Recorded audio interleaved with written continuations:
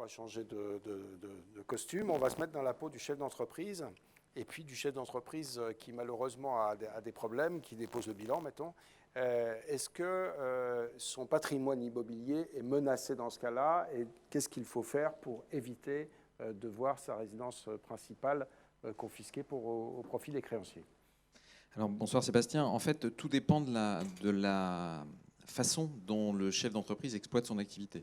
Soit il exploite sous une forme sociétaire, type une société commerciale, qui est d'ailleurs à conseiller aux chefs d'entreprise qui voudraient se lancer. Une société commerciale signifie qu'il y a un écran entre l'activité professionnelle et le patrimoine personnel du chef d'entreprise. Donc dans le patrimoine personnel, il y a évidemment l'immobilier.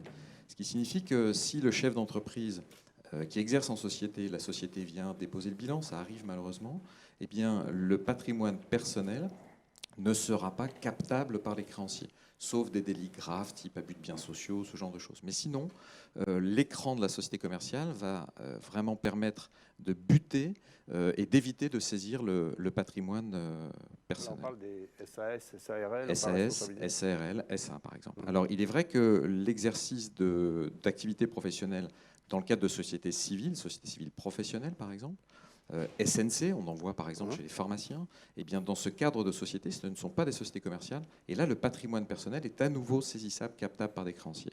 Alors si on revient sur votre question, exercer son activité, quel est le risque sur le patrimoine immobilier lorsqu'on exerce en nom propre par exemple? Lorsqu'on exerce en nom propre, on n'est pas en société, et donc là tout le patrimoine personnel du chef d'entreprise, y compris l'immobilier, est captable par les créanciers.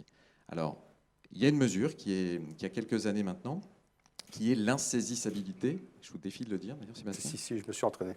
L'insaisissabilité des biens immobiliers. Alors, cette insaisissabilité, elle est automatique lorsque l'on parle de la résidence principale du chef d'entreprise qui exerce en nom propre. Artisan, commerçant, professionnel libéral. Ça ne fonctionne pas pour le dirigeant qui serait en société commerciale. Donc, insaisissabilité pour les dettes professionnelles. Ça ne concerne que la résidence principale. Que la résidence principale pour que cette insaisissabilité soit automatique. Cette insaisissabilité, on peut la dupliquer sur les autres biens immobiliers du chef d'entreprise, une résidence secondaire, les murs de l'entreprise, par exemple, qui seraient détenus à titre personnel. Mais dans cette hypothèse, important de courir chez son notaire pour signer un acte de déclaration d'insaisissabilité. Alors, ça ne coûte pas grand-chose à hauteur du risque que l'on prend si on ne le fait pas. Ça coûte environ 600-650 € une déclaration d'insaisissabilité. Ça signifie que si le chef d'entreprise en nom propre dépose le bilan, les créanciers, lorsqu'ils vont vouloir saisir le bien immobilier, qu'il soit résidence principale automatiquement ou qu'il soit sur option lorsqu'on parle d'une résidence autre que la résidence principale, eh bien les créanciers vont consulter le centre de publicité foncière, et là, au centre de publicité foncière, ils vont immédiatement s'apercevoir que le bien est insaisissable. Et donc, c'est une vraie jolie protection pour le chef d'entreprise. Alors attention, automatique pour la résidence principale, mais vraiment prévenir le problème en allant voir son notaire pour les autres biens. Mais il ne serait pas plus simple de dire, de décréter que de toute façon, la résidence principale est insaisissable? C'est le cas.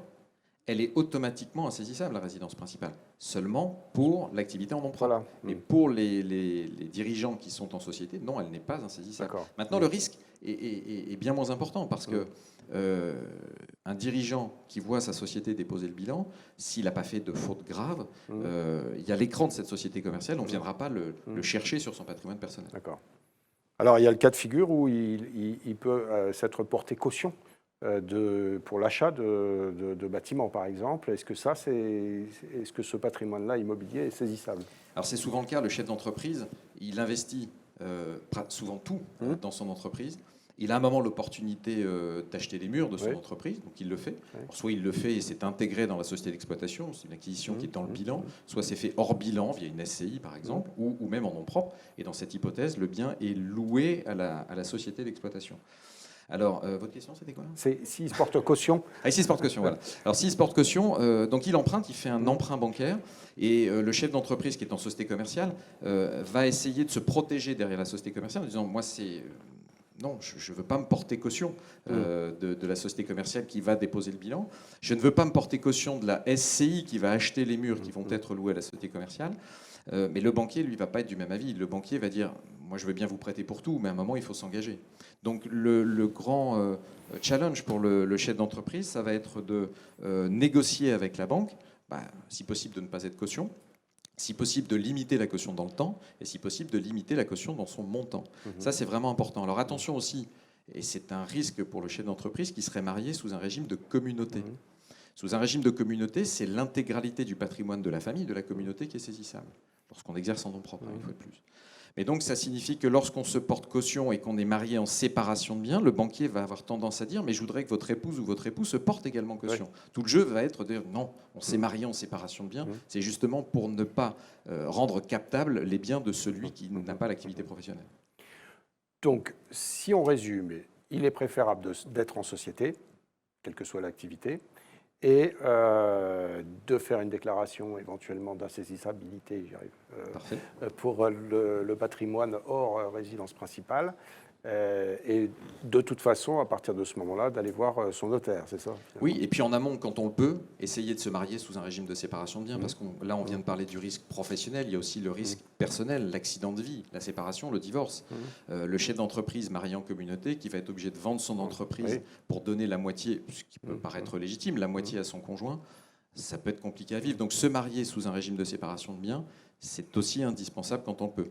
Alors, parfois, on fait tout en même temps. On se lance dans l'entreprise, on se marie, on fait des enfants, on fait tout. Sauf que parfois, on est déjà installé dans la vie, on est marié, on a des enfants, et on se lance après dans l'entreprise. Mais il est possible de changer de régime matrimonial pour adopter un régime de séparation de biens et protéger ainsi les biens personnels du chef d'entreprise.